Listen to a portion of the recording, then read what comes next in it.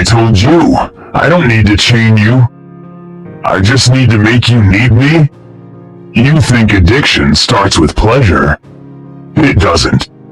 It starts with relief, a little escape, a moment of ease.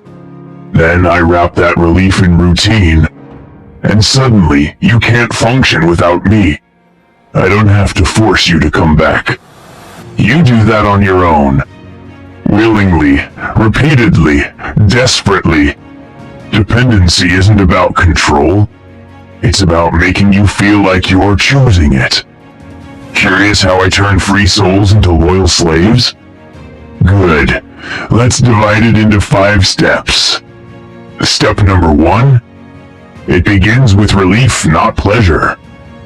What do you reach for when you feel empty? Not when you're excited. Not when you're celebrating. I mean, when the silence is heavy. When the room feels like it's pressing on your chest. When the day was too loud. The people were too much. And your thoughts won't stop screaming. What do you grab? Because that is where I begin. You think I start with temptation? With pleasure? With indulgence? But that's the mistake. Pleasure is flashy, but relief is the hook. I don't offer you something thrilling. I offer you something soothing. A screen, a snack, a scroll. A message from someone you know you should have blocked. Something simple. Familiar. Easy. Not to excite you, but to make the ache stop. Because once you associate me with relief, you'll return. Not for the high, but for the silence it gives you. You'll call it just a little break. You'll say, I need this to decompress. You'll defend it like it's therapy. But I know what it really is. A slow sedation of your soul. And I don't need you addicted to the thing. I need you addicted to the feeling it erases. That guilt, that tension, that weight in your chest, that builds when you know you're not living the way you were meant to. I don't need to solve it. I just need to cover it. Lightly, repetitively, until you forget what life felt like without the crutch. That's when I have you. Because once relief becomes your medicine, I will become your pharmacist. And here's the best part. I don't even have to offer you more. I just give you enough to take the edge off. Not enough to fix anything. Just enough to make you come back. That's the design. Not to heal, but to hold. Not to set you free, but to make you believe this is freedom. But tell me, what happens when the thing that once soothed you starts to control you? What happens when you need more of it, more often just to feel okay? Well, that's where we go next. Because after relief has worked its magic, let's talk about the drip, the hit, the rhythm of reward I use to build your cage. Step number 2. I reward you just enough to keep you close. Ever wonder why you never fully quit, but never fully commit either? Why do you almost walk away from the thing that's draining you, but always come back for more? It's because I don't chain you with pain. I keep you close with hope. True addiction isn't constant pleasure. It's an intermittent reward. Not every scroll gives you gold. Not every message thrills you. Not every bite, puff, sip, or scene hits the same.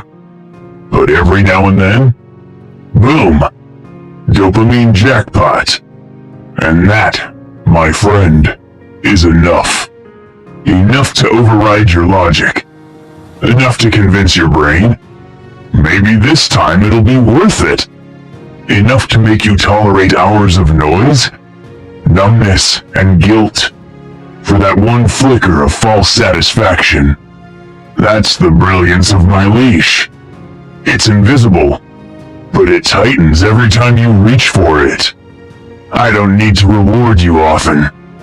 I just need to reward you occasionally. Because unpredictability is the drug, and I've perfected the dose. You think you're in control? No. You're in a cycle. And cycles are my favorite traps. Because they feel like motion, but they lead nowhere. Let's be honest. Has the thing you're hooked on ever delivered what it promised? That app? That person? That habit? Does it truly fulfill you? Of course not. But every once in a while, it almost does. Just enough to make you believe it could. So you stay. You lower your standards. You ignore the cost. You trade your peace for little pockets of pleasure, spaced just right to keep you hanging on. And when you do feel the pull to break free, I whisper, but what if the next time is better?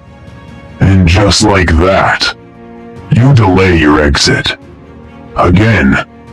Now you may ask, what if I just stop chasing the hit? Well, I've planned for that too. Because once your rewards start to fade, I introduce the next phase of control.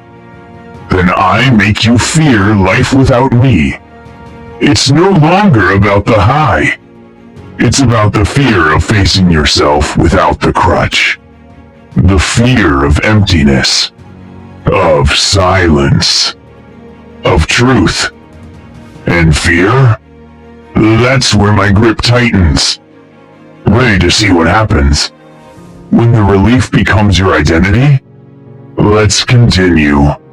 Step number 3. You start needing me to feel normal? Tell me, at what point does the poison stop feeling poisonous? When does the craving stop screaming and start whispering, this is just who you are now? That's when I've won. See, I don't want you to love the thing that's breaking you. I just want you to need it. Not to feel good, but to feel normal. You used to feel guilt, shame, resistance. You'd fall into my trap, then claw to escape. But over time, I eroded that fight. Slowly, silently, until the thought of not having me became more unbearable than what I cost you. That's the trick, isn't it? I don't make the chains heavier. I just make freedom feel unfamiliar. Your baseline shifts. Now, scrolling endlessly? That's a break. That nightly binge? Just your routine. That toxic validation loop? Oh, you call it connection. It's no longer a bad habit. It's part of your identity. You don't say, I'm stuck. You say, that's just how I am. How convenient for me. Because now, when you try to quit, it doesn't just feel uncomfortable. It feels like death. The silence feels suffocating. The stillness feels wrong. The real world feels too real. So what do? You come back. Not with excitement, but with resignation. Not because it's fun, because it's familiar. That's how I turn my victims into volunteers. I don't hold you down. You hold on to me. And here's the darkest part. You start defending me. To yourself. To others. You'll say, it's not that bad. I can handle it. It helps me cope. Even when it's draining your time. Your purpose. Your self-respect. And still, you'll come back? Not for joy. not for thrill, but because I've become your new normal. But let me ask you something. If I disappeared tomorrow, would you feel relief or panic? Think about that.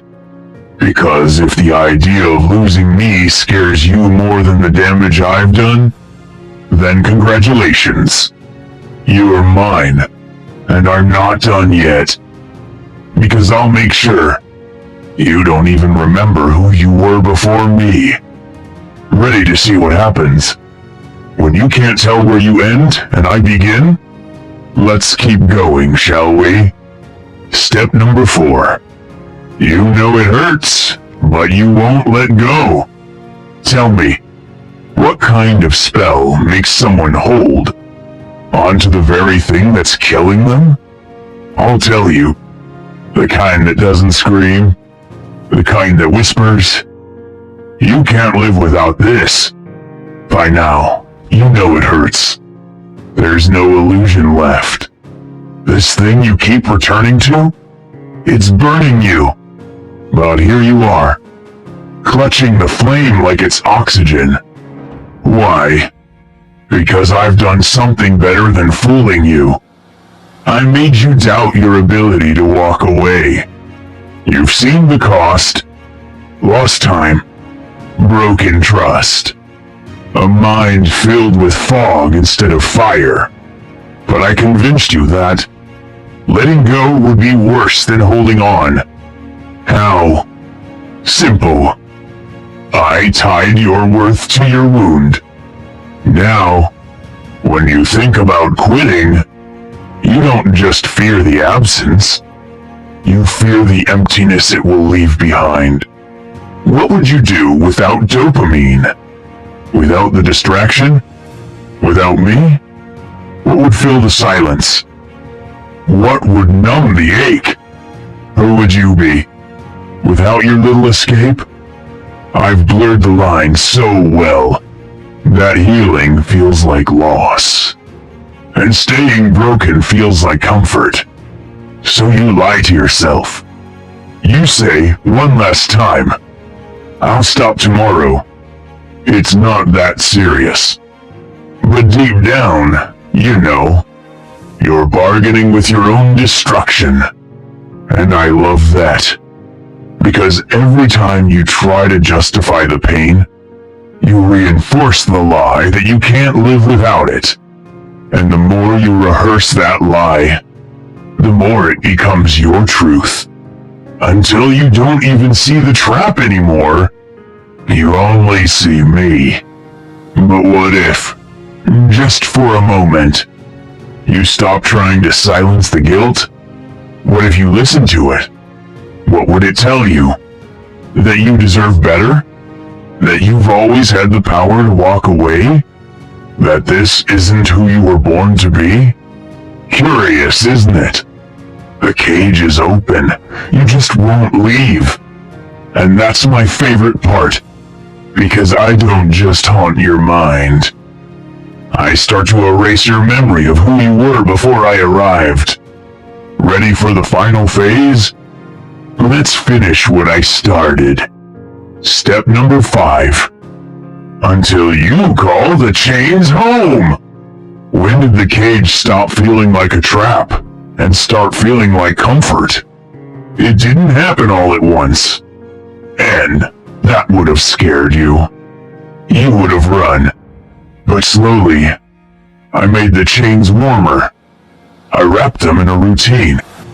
I gave them names like habit, normal, and just how I am. And now, you don't just wear your chains, you defend them. I hear you say things like, I've always been like this. It's just who I am. It's not that bad. And that's when I win. Because when you stop fighting the weight and start identifying with it, you become your own warden. No need for punishment. You'll guilt yourself. You'll distract yourself. You'll chain yourself. All I had to do was wait for the moment when freedom felt unfamiliar, and suffering felt safe. When the idea of change scares you more than the pain of staying the same. And now, you scroll for peace, binge for silence, perform for worth, and call it life. But let me ask you something. What if the version of you that's just surviving isn't the real you at all? What if the fire in you didn't die? You just buried it under comfort, shame, and repetition? What if the cage you call home was built from every compromise you said? Just this once, too? And what if the key wasn't locked away, but already in your hand? Here's your turning point. If you're brave enough to take it, name the chain. Call it what it is, not stress relief, not just a habit. Call it a chain. Make discomfort your compass. Because real change doesn't feel safe. It feels raw. If it's uncomfortable, it's probably important. Starve the lie. The voice that says you can't change feeds on repetition. Starve it. One small act of rebellion every day. One truth over one lie. That's all it takes. Reclaim the real you. You were not born to be bound. There's a version of you under the rust, under the loops, under me.